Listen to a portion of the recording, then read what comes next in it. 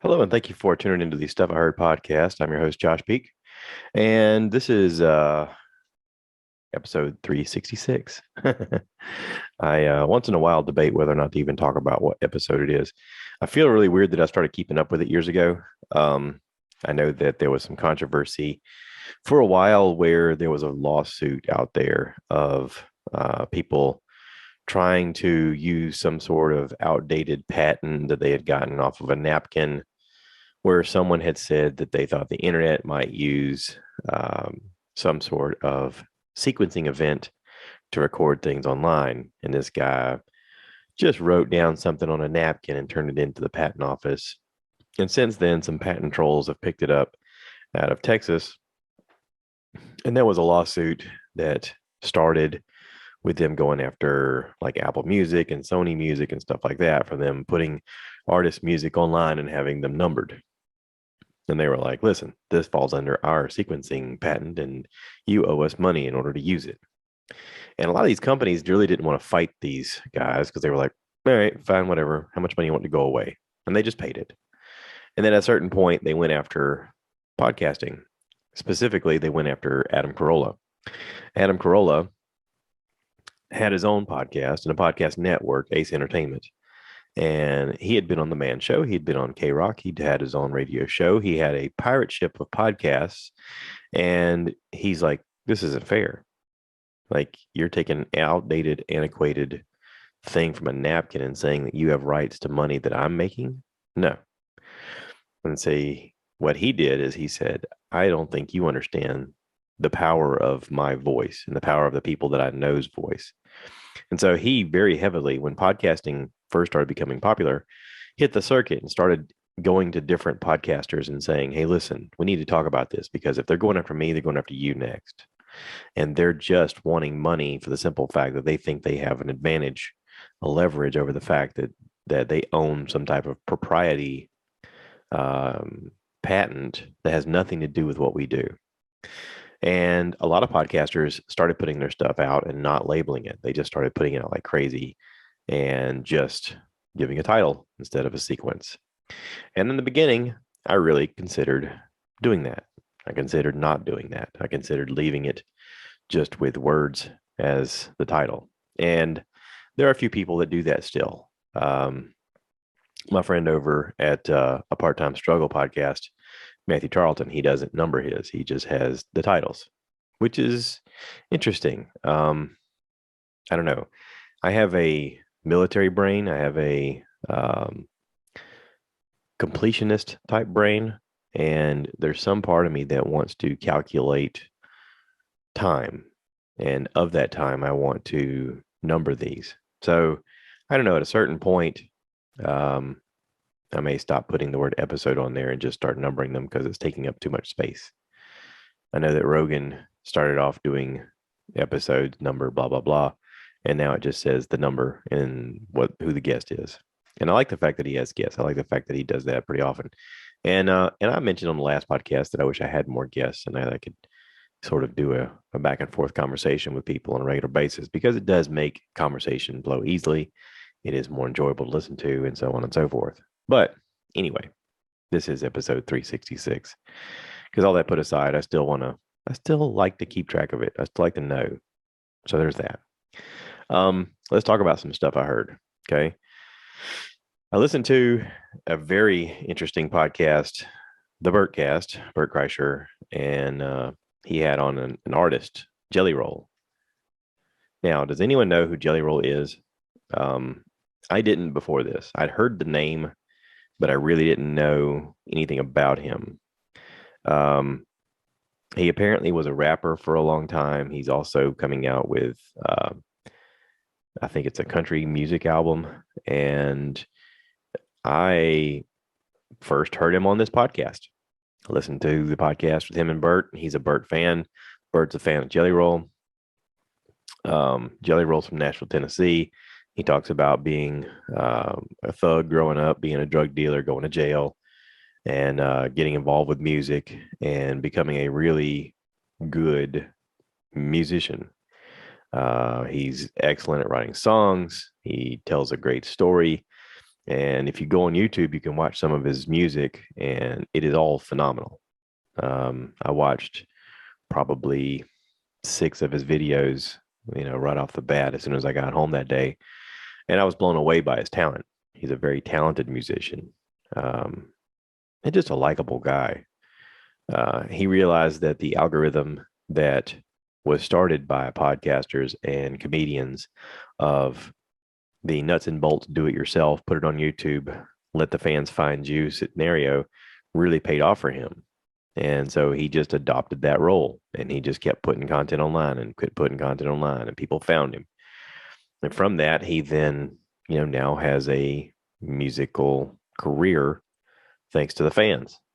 And he can set his own schedule. He can be his own independent person. He doesn't have to sell out to a music label and let them get 90% of everything he ever makes ever. He's showing everyday people how you can do this with just enough drive and talent to go forward. So check out Jellyroll anywhere you can find him. He's pretty talented. Big guy, tattoos on his face. Not what you'd expect. Very surprising what you find. And I really enjoyed listening to him. I hope to go see him perform live someday. It was really good. I also finished a few shows. I've been watching some stuff on TV. The Boys came out with their season finale. Season 4 or 3. Was it 3 or 4? I think it's 3. Might be 3. Yeah, it's 3. I'm just looking online. So season 3, we have the influx of a character named Homelander. If you haven't seen this, I'm going to spoil the whole thing. Homelander was not a good guy. Apparently, they genetically took material from him and grew, or Homelander is not a good guy. And it turns out that Homelander is the son of a guy named Soldier Boy. Soldier Boy is supposed to be this freak of nature superhero guy, and he's supposed to be super old. But in this season, the boys try to rescue Soldier Boy because they think that he's the only way that they can kill Homelander. They don't know in the process, but learn in the process that Homelander is actually Soldier Boy's kid. And there's a big reveal, a lot of battles, a lot of cursing, a lot of splatter, a lot of blood splatter, a lot of body parts exploding. I've said before that I'm a fan of the show just because it takes the reality of, if normal everyday people suddenly had superpowers, would they be good? Probably not. They'd probably be really messed up. You have a few of them that would make the right decisions at times, but there's often times where you would abuse your power. And that's kind of what this show's about. The season finale was pretty cool. I don't know where they're taking the show. It's interesting to watch. Several main characters have moved on. They're no longer going to be on the show, which is, I think, important for a show to grow. But I don't know how they're going to grow this. I don't know what direction they're going to take this. I'm still liking the show. 3 seasons in, I'm still liking it. I'm still going to watch more. It's unlike anything else that I've seen. So good job, Amazon Prime. You guys are doing well with that show. I also watched a show called The Bear. The Bear came on FX. Now it's on Hulu. And The Bear stars Jeremy Allen White, who he was Lip on Shameless. And I told you guys last week I finished watching all of Shameless. And I really like him. I think he's an incredible actor. I had to look him up online. He's actually 31 years old. He's very talented, very, very talented. Looking at the cast of the show, the second name listed is a guy named Maddie Matheson. And now that I've kind of clicked on several of the people's names, Maddie apparently is an actual chef. Everybody else on the show is either actors or comedians. I'm very impressed with the writing of the show and the way they've set this up. Now, let me tell you a little bit about The Bear, okay? So this show on FX, roughly is this guy, Jeremy Allen White, this main character, but let's just call him Carmen because that's his name on the show. Carmen is supposed to be like the best chef in the world at the best restaurant in the world. And you learn along the way that it starts off immediately with him in this horrible, busy, rough diner in Chicago. And he's there because he inherited the restaurant from his brother. Now, the way the story unfolds, his brother owned the restaurant. His brother's played by Johnny Benthal. Johnny's getting a lot of work lately. He's the Punisher and from The Walking Dead, and he's in all kinds of stuff. Anyway, so you don't see him a lot in this. It's always flashback scenes. But Johnny apparently had the restaurant. He's the older brother, and you learn that he got involved with drugs and committed suicide. Now, he gave the restaurant to his brother. Carmen apparently wanted to work in the restaurant. His brother wouldn't let him. So he went around the world to become the best chef ever so that he could be undeniable. He wanted his brother to tell him that he was the best chef. And he became the best chef. Well, all that didn't matter once his brother died. And he came home to this place in this house and he had to take over. And he's got a sister on the show named Natalie. She's played by Abby Elliott. She's from Saturday Night Live, comedian. Very good. Reminds me a lot of Katie Kulko. I don't know if I pronounced that right. From The Big Bang. But she's trying to deal with her own stuff and her own life and the fact that her brother died and now her other brother has inherited this restaurant. And apparently the restaurant's in a lot of debt. And right away you learn that not only are they in debt, but they're in debt to the mafia. And so there's a lot of storyline that unfolds. The thing I like most about it is because I work for a food company delivering to restaurants all the time, I see characters like these characters. I see the chaos that goes in the kitchen. I see the stress that everybody's under. I see the fact that oftentimes you have people working in your kitchen who have escaped hardship from other countries or had been involved in some sort of military coup in their country. And now they're working in a kitchen to just pay the bills and try to lay low. And sometimes you come across someone who has no food background whatsoever and they become a food genius. They become, somewhat of a savant when it comes to making pastries or, preparing food a certain way. And this culminates a lot of different characters that I see in restaurants all the time. And I'm really into it. Although I will say that the dialogue is very quick and is layered with accents. And so my monkey brain, I have to turn on the subtitles and read it a good bit. But I'm glad I did because reading it actually helps me understand a little more of what's going on. It also helps me understand people's names a little bit and to kind of get behind their character. I like the show. I just looked it up on Wikipedia and it's got a 99 on Rotten Tomatoes. A lot of people are liking it. So check out The Bear on Hulu. I really enjoyed that as well. I'm trying something new today while I'm doing this, by the way. I've got this recording while I'm opening up other tabs. This is something that Bert does. Bert has a show on his podcast, the Bertcast, called Open Tabs. And he goes back and he shows you and talks about what he's looked at over the past week on a thing called Open Tabs. And I thought, well, I'm kind of doing the same thing with my podcast. I'm telling you guys about stuff I heard. And oftentimes I have to write down a bunch of stuff and it becomes jumbled and I miss things and I forget things. And when I'm looking at it, it helps me. I don't know why, but it's easier to look at and go through that way. So let's talk about the Georgia Guidestones. Okay. The Georgia Guidestones are in Elbert County in Elberton, Georgia. My dad lives in Elberton, Georgia, coincidentally. And on July 6th this week, somebody destroyed the Guidestones. Somebody bombed them. Now, I went to Wikipedia to look up information about the Georgia Guidestones, and there's a ton of information about it. It also includes some conspiracy theories. It includes some historical facts. It includes some stuff that people just think they know, which is interesting. But that's the beauty of Wikipedia, is that people can put in their own content, and then through a lot of discussion, the truth comes out somewhere along the way. It's an open sourced dialogue. I really like it. Um, with that being said, please free Julian Assange. He's the Wikipedia owner.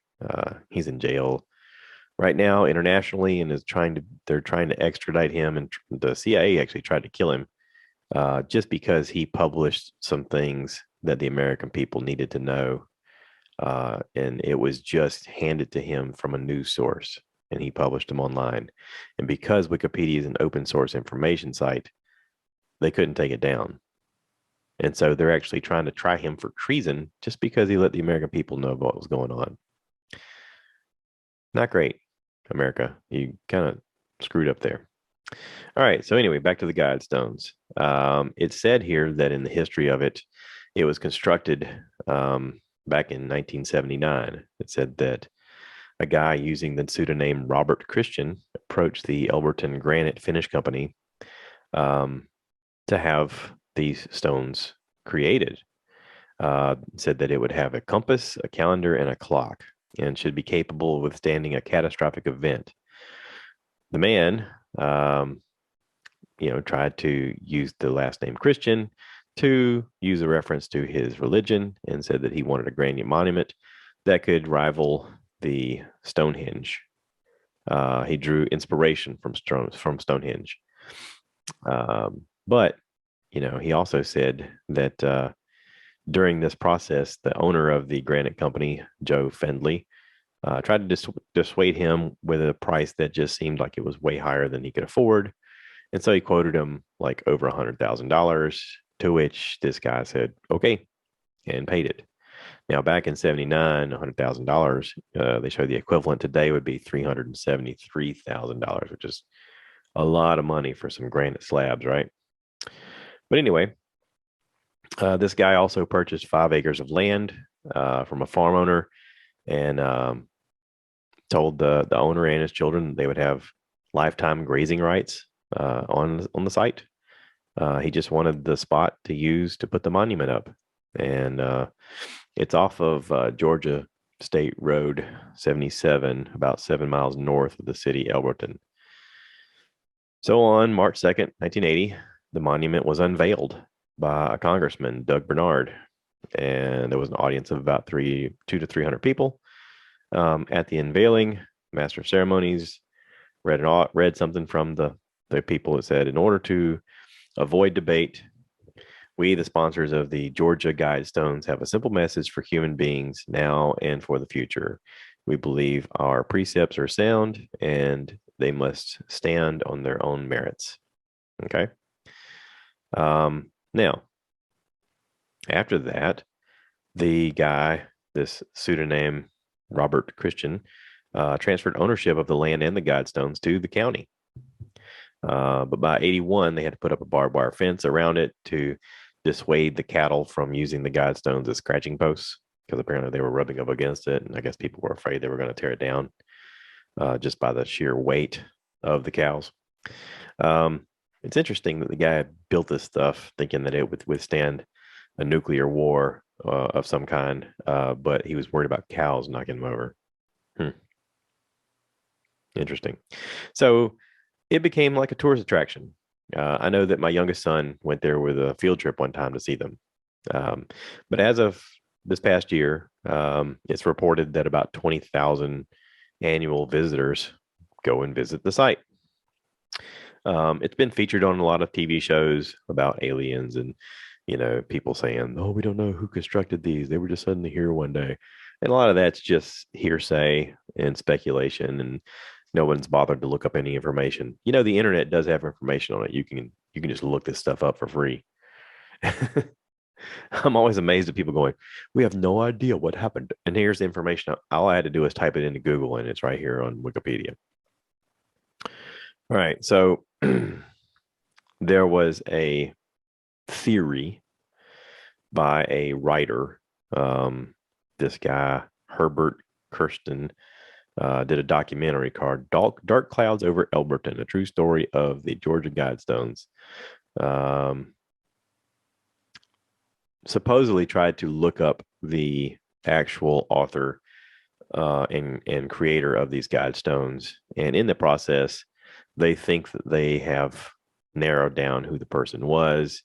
And they think that this person was a racist and that they had some kind of ties to a New World Order type of mentality of keeping the population low, of especially of peoples of minority.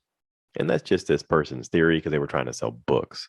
That's the thing, is people oftentimes take information and run with it. Well, that's kind of what happened here. I don't know if this is true. I don't know who Robert Christian was. But in 2008, after the book came out, the Guidestones were defaced with paint. People wrote graffiti all over it, New World Order, and it was put in Wired magazine. And from there, dumb people being in crowds of more dumb people took over, and they had to put up cameras and make sure that people didn't go out there and deface the thing anymore, because it now belongs to the county, which in state belongs to Georgia. But in 2022, there was a lady by the name of Candace Taylor who is running for Georgia gubernatorial primary. She called the Guidestones satanic.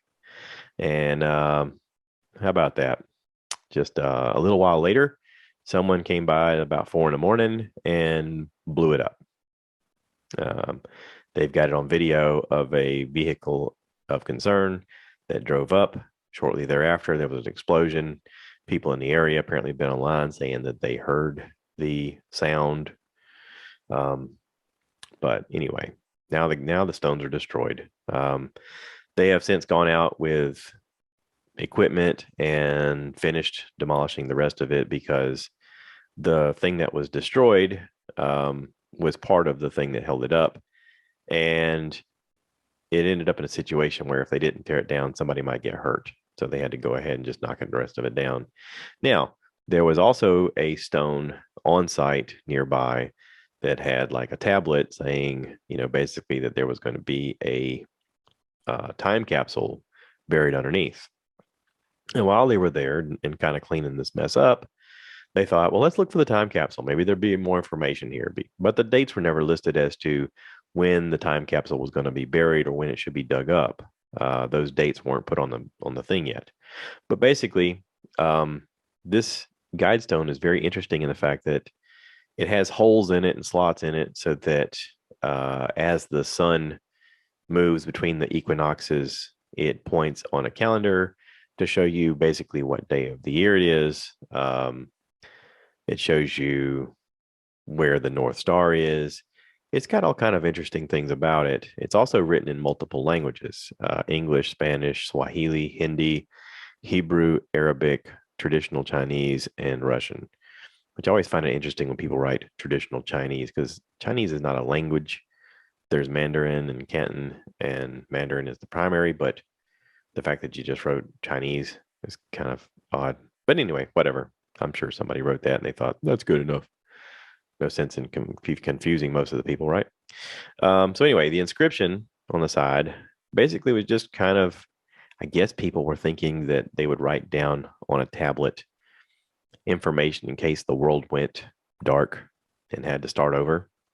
And unlike the Stonehenge, where you can't read anything, I guess they thought that by putting this in some kind of granite, that it would withstand any sort of calamities that would happen with people. So the inscriptions read this: maintain humanity under 500 million in perpetual balance with nature. Guide reproduction wisely, improving fitness and diversity. Unite. See, the fact that it's got improve improving fitness and diversity. The fact that it has the word diversity there, how can anybody take that as racist? Come on, seriously. Number 3, unite humanity with a living new language. That's an interesting idea. Have everybody speak the same language. I mean, that's not a terrible idea. I guess we're all learning to speak a language united online because of the internet and because of the influence of America and how prominent English is throughout the world because of the financial situation of the world. English is sort of becoming the primary language of the world. I've talked to multiple people from different countries who say that they're taught their language and English because you have to be able to speak the language of the people with the money. So just interesting little side bit. Number 4, rule passion, faith, tradition, all things with tempered reason. I like that. Number 5, protect people and nations with fair laws and just courts. Well, I don't know if that'll ever happen. I mean, I know people are trying, but people are still very, very flawed in their thinking. Not a lot of rational thinking. It's more on the side of passion, more on the side of what can I get out of this? You know what I mean? Number 6, let all nations rule internally, resolving external disputes in a world court. That's not a bad idea. Number 7, avoid petty laws and useless officials. Ooh, that's a deep one. We do have a lot of petty laws and useless officials. Some of them are running our country. Number 8, balance personal rights and with social duties. That's interesting. That is a good conversation starter right there. What personal rights would you give up for social duties? There's a lot of balance in there that has to happen. It's a lot of give and take. I guess America is sort of in the middle of that right now. Number 9, prize truth, beauty, and love. Seek harmony with the infinite. Okay, that's good. You know, think about the fact that it's nice to notice things in nature and with people and beautiful moments and beautiful situations, and you know, definitely prize truth. I'm a person who really likes the truth. Yeah. And number 10, be not a cancer on the earth. Leave room for nature. And then it says it again, leave room for nature. So, you know, it's sort of like 10 commandments again, but not necessarily 10 commandments.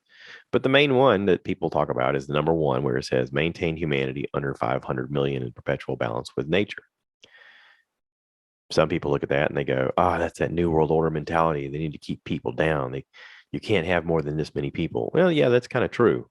Because if you get more people than you have resources, then you exhaust all of your resources and everyone dies. I mean, there has to be a balance with nature. I mean, we have to take care of our planet, otherwise the planet doesn't take care of us. So anyway, whatever. It is what it is. The thing was built. People broke it down all because some person said that they thought it was satanic, and it all had to do with the fact that someone wrote a book saying, "I know who done it. I know who made it, and that person's a racist." Really? Did any of that sound racist? I mean, I would think that, you know, number 2, guide reproduction wisely, improving fitness and diversity. Diversity. Hello. It doesn't tell me anybody's racist, but that's my opinion. Whatever. I'm just a person too, right? That's just my opinion. I think whoever destroyed it is a bad person. Probably misguided. All right. So here's another thing that I watched. I'll talk about on stuff I heard. The movie King Richard, loosely based on Venus and Serena Williams, their dad, guy named Richard Williams. How he cultivated and had a knack for raising his daughters to be tennis stars coming out of Compton. I remember when Venus and Serena Williams became popular and started winning a lot. And they really started winning on such a dominant fashion that the whole tennis world was like, wait, where do these girls come from? Oh my goodness, they're so talented. Oh my God. And they were. They were very talented. And a lot of it had to do with him pushing them a lot. Um, Talent doesn't accidentally happen. It's very rare that someone's just born with physical talent and physical skill to compete on a high level. It's also very rare that people take that talent and then put it to use. And it's even rarer that that happens and it's a good story afterwards. It's oftentimes a situation where there's abuse along the way. We see it time and time again how someone in an abusive situation, they're pushed too hard and they excel, or they go the other way and it ends terribly. The people who become successful talk about their hardship and talk about the things they went through, and they talk about the fact that, yeah, this was really awful and it got me here. Part of that is not necessarily touchy feely and family friendly. And they wrote a movie and starred it and everything and put it out on Hollywood. And by many people, it was seen as a flop. I know watching the movie, my first thought was, I wonder if Venus and Serena had anything to do with this.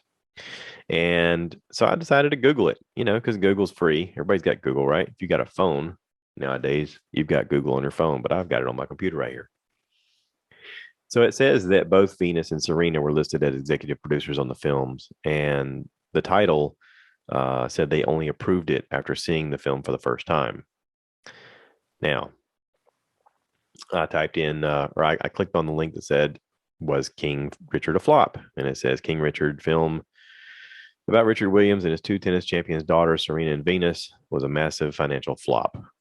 Releasing last November, apparently it cost $50 million in production budget, failed to capture the imagination of the public.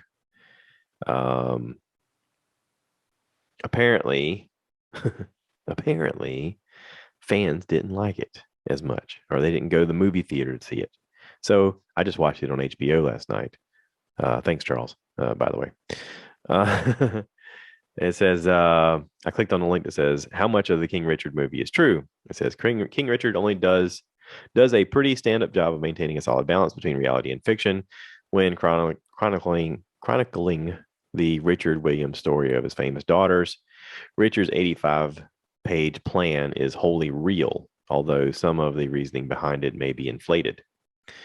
Did the Williams sisters like the movie? It says Venus and Serena's half-sister Sabrina slammed the biopic in an interview, saying that he abandoned their family when he was 8 years old, and also said that Will Smith should be ashamed of himself for appearing in the film.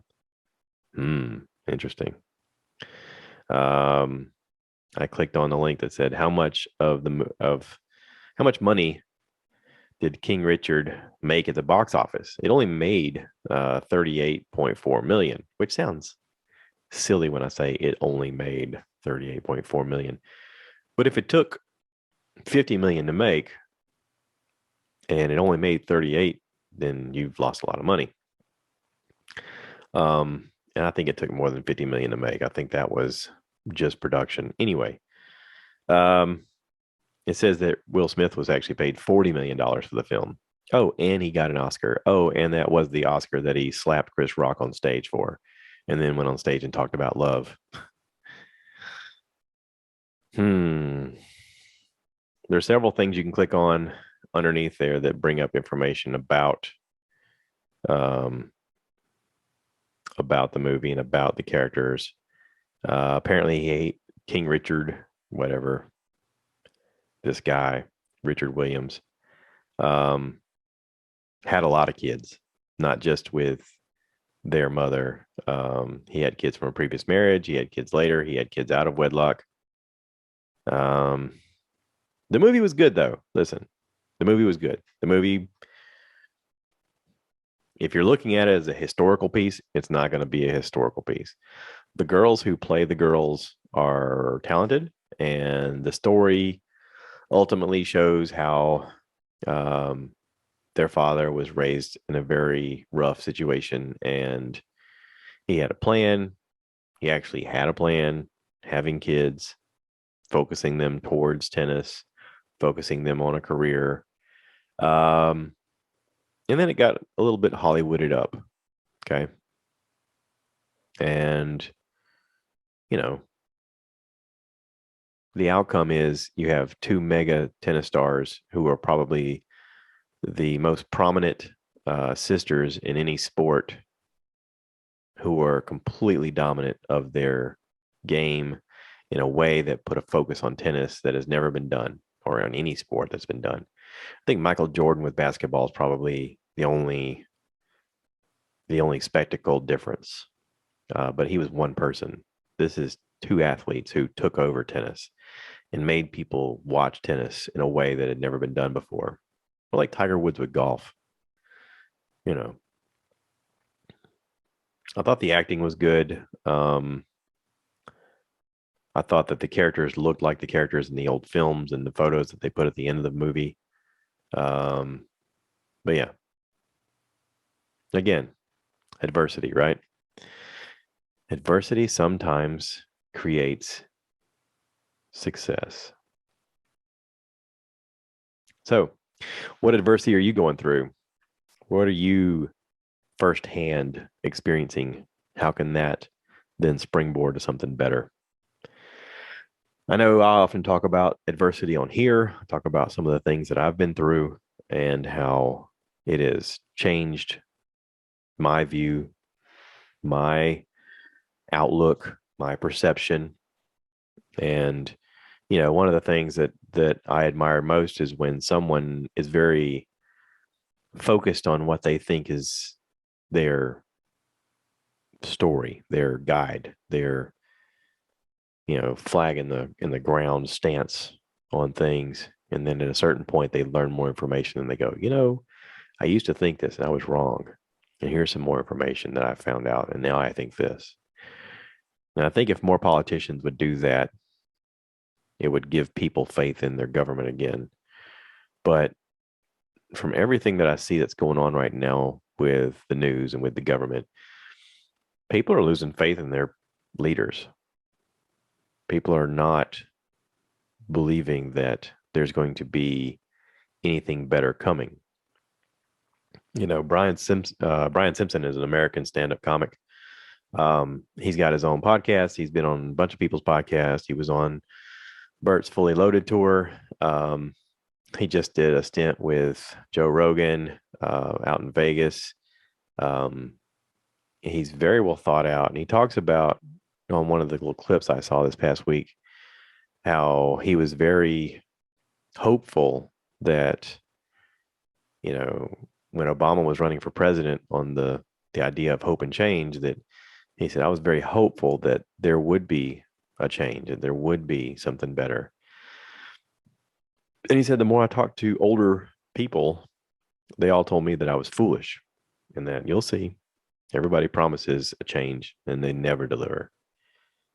That's brought up again and again, no matter what you're looking at when it comes to politicians, is they all talk a good game until they're in there, and then they just line their pockets. Yeah. We deserve better. I think we deserve better. I think we deserve people who are going to get up every morning like we do, or at night, like I'm going to do this next week. People who get up with a purpose and say, I'm going to change things today, and they actually do it.